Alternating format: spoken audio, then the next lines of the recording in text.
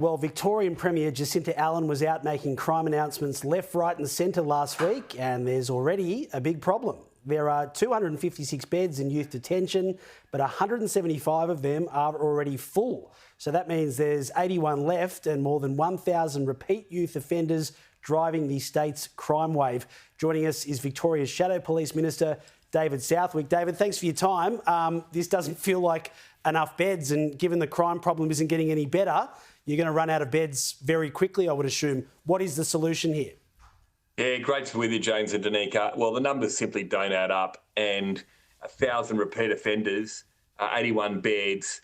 Some of your viewers tonight might need to rent out a bedroom to the Allen Labor government because they're out of any ideas whatsoever. Malmesbury Youth Detention Centre was closed by the government in 2023. It's now going to cost millions of dollars to get that back in service.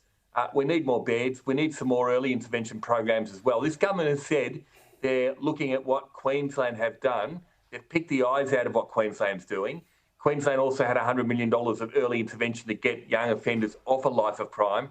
This government's got no idea. They're out of ideas, out of money, and unfortunately Victorians are paying for it. Well, David, I think the problem here, and we know in Queensland this was probably the biggest issue that cost the Labor government the last state election, but the issue as I see it from New South Wales is that the Victorian government has been dragged to the table here. This has been an unfolding problem for years. It's getting worse and worse, and now they're trying to fix things and discovering at every opportunity that there's another leak in the boat. Yeah, you're absolutely right. So the Police Association called some of these ideas yesterday a brain fart.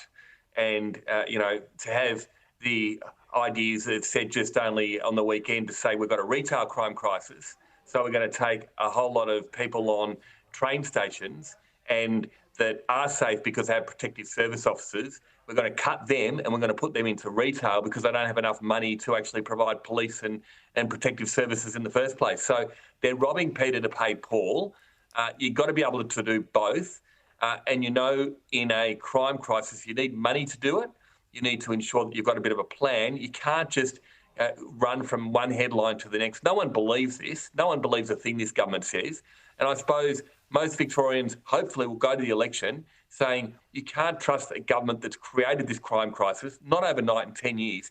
You can't trust them to be the ones that fix it. And we absolutely will put more money into crime prevention. We'll lock up serious offenders. We'll ensure that we have more police on the beat because you need proactive policing. And we'll do things like they've got in Queensland, like Jack's Law. Rather than $13 million of these machete bins, what a joke, we'll have wanding powers to make sure we get weapons off the streets before they're being used. Yeah, the machete bins, I mean, if it wasn't so serious, you just think it's a big, comedy skit, really. It is.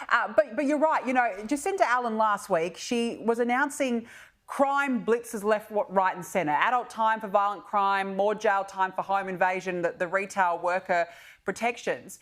The issue is, David, Victorians have been waiting for laws to come into place for a very, very long time. I mean, 12 months ago, she was talking about unmasking protesters. 12 months later, she's still talking about it and nothing has happened.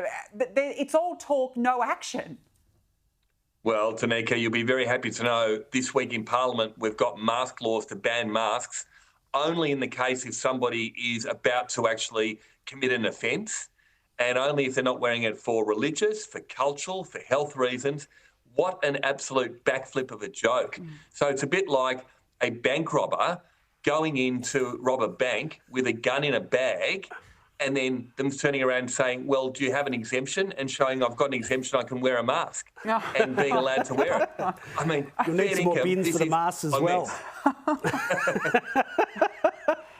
Well, yeah, look, and honestly, it's sad, and to the point where when you're starting to talk about legislation that could give people more protections in their own homes when a home invader comes in to make sure that they are not criminally prosecuted, which should be the last resort, then you know that the system has failed. Hey, just lastly, this rail project that, I mean, I don't know how much this has cost, I think more than $30 billion, but the Prime Minister seems to be tipping in a bit more money. This is what he had to say today.